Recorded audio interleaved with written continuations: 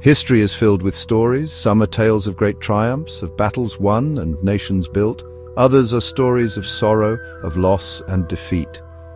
But then there are the mysteries, the questions that linger in the air like smoke from a long-extinguished fire, refusing to fade away with the passage of time.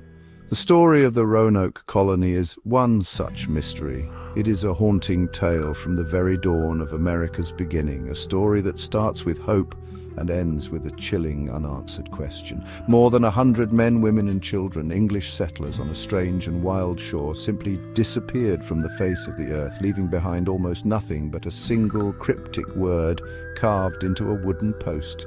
Imagine standing on the edge of a vast, unknown continent. The year is 1587. The air is thick with the scent of pine and salt, and the sounds are those of the wild. The cry of unfamiliar birds, the rustle of unseen creatures in the dense woods. This was the world that greeted the colonists of Roanoke. They were pioneers, sent from England by Sir Walter Raleigh, a man of great ambition and a favorite of Queen Elizabeth I. They were meant to establish the first permanent English settlement in the New World, a foothold in a land of immense promise and equally immense peril. They were farmers, soldiers and families, including the first English child born in the Americas, Virginia Dare, all bound by a shared dream of a new life. Their small community was built on Roanoke Island, a piece of land nestled between the mainland of what is now North Carolina and the treacherous sandbanks of the Outer Banks. It was a place of strategic importance, chosen for its potential as a base for English ships and a starting point for exploring the continent's vast resources. The settlers constructed simple homes, a small fort to protect themselves, and began the difficult work of carving out an existence far from everything they had ever known. Their governor, a man named John White, had the monumental task of leading this fragile enterprise, balancing the needs of his people with the demands of their sponsors back across the Atlantic Ocean. But this grand endeavor was fragile from its very inception.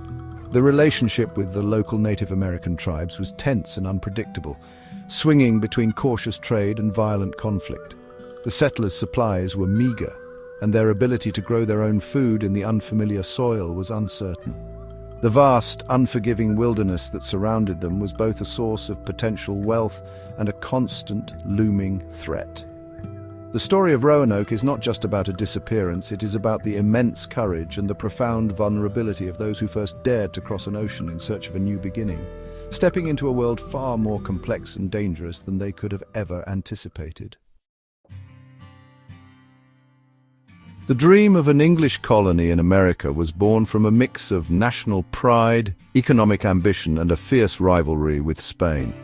In the late 16th century, Spain was the dominant power in the New World, extracting enormous wealth in gold and silver from its colonies in the south.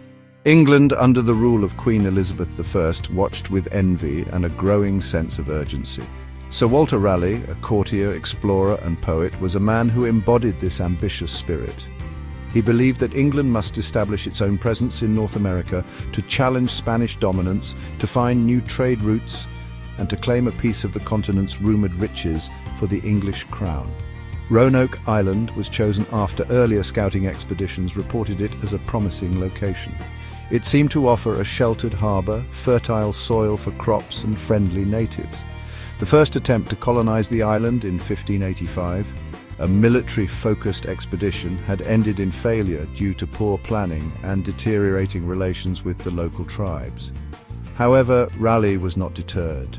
The 1587 expedition, led by Governor John White, was different. It was intended to be a true settlement, a permanent civilian town.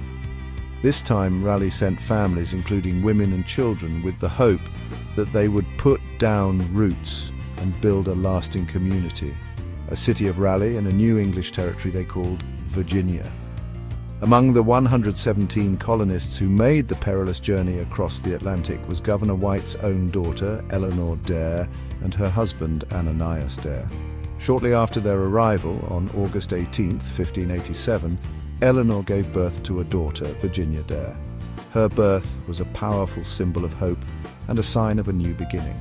She was the first English child born in the Americas, a living embodiment of the colony's purpose to plant a new generation of English subjects in this strange and distant land. For a brief moment it must have seemed as though the dream of a permanent English settlement was finally within reach, a fragile but tangible reality on the shores of the New World.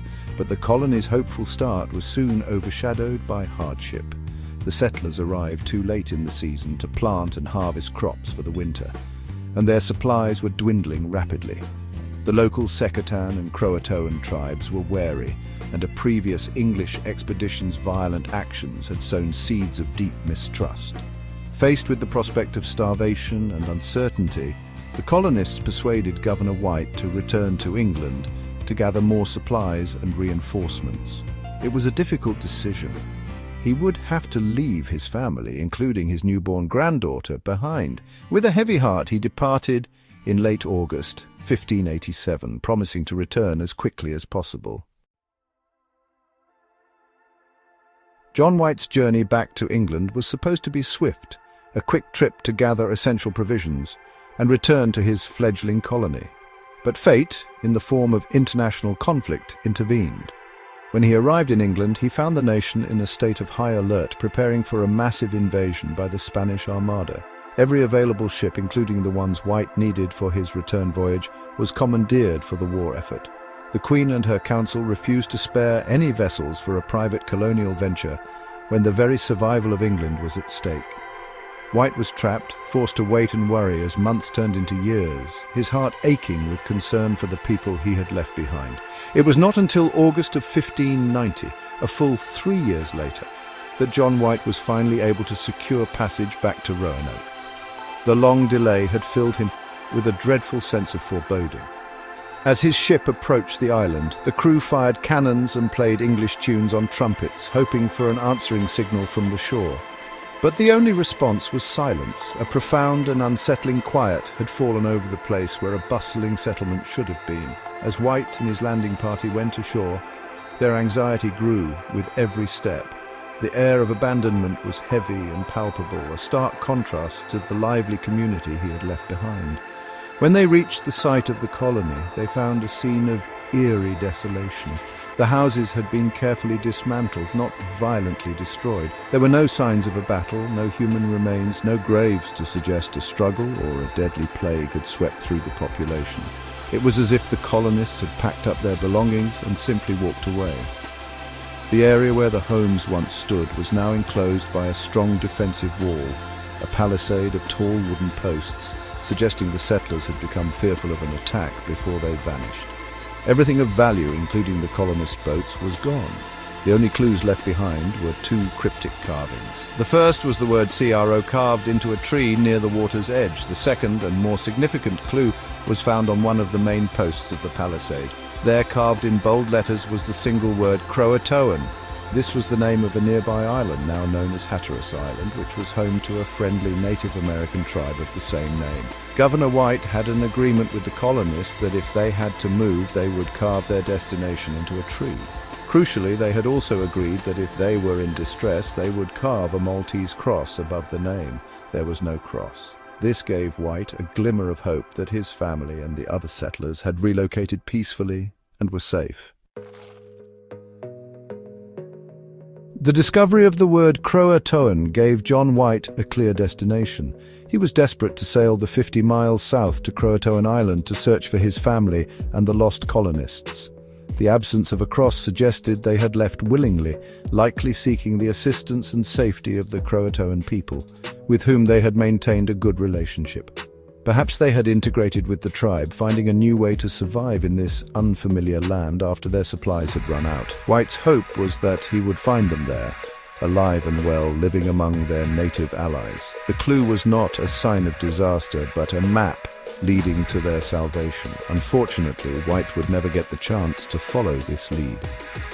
As his party prepared to set sail for Croatoan, a powerful storm, a hurricane, began to brew.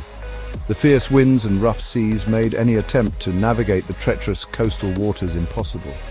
The storm damaged their ship's anchor cable and forced them to abandon the search. With dwindling supplies of his own and a crew unwilling to risk further danger, a heartbroken John White was forced to return to England.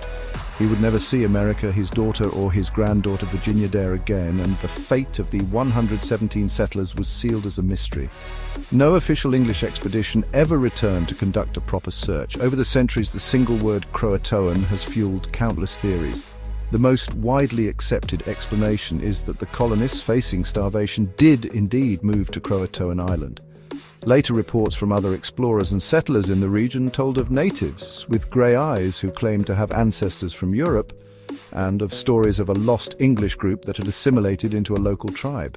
It seems plausible that the survivors of Roanoke simply became part of the native population, their English identities fading over generations. Other theories, however, suggest a more violent end. One possibility is that they were attacked and wiped out by a hostile tribe, perhaps the Spanish, who saw them as a threat.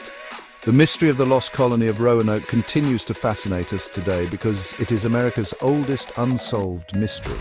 It is a story that exists in the space between history and folklore, a blank page from our nation's earliest chapter. The tale has everything: brave pioneers, a newborn child in a new world, a cryptic clue, and a haunting disappearance. The lack of a definitive answer allows our imaginations to fill in the gaps. Were they saved or were they lost? Did they find a new life or did they meet a tragic end?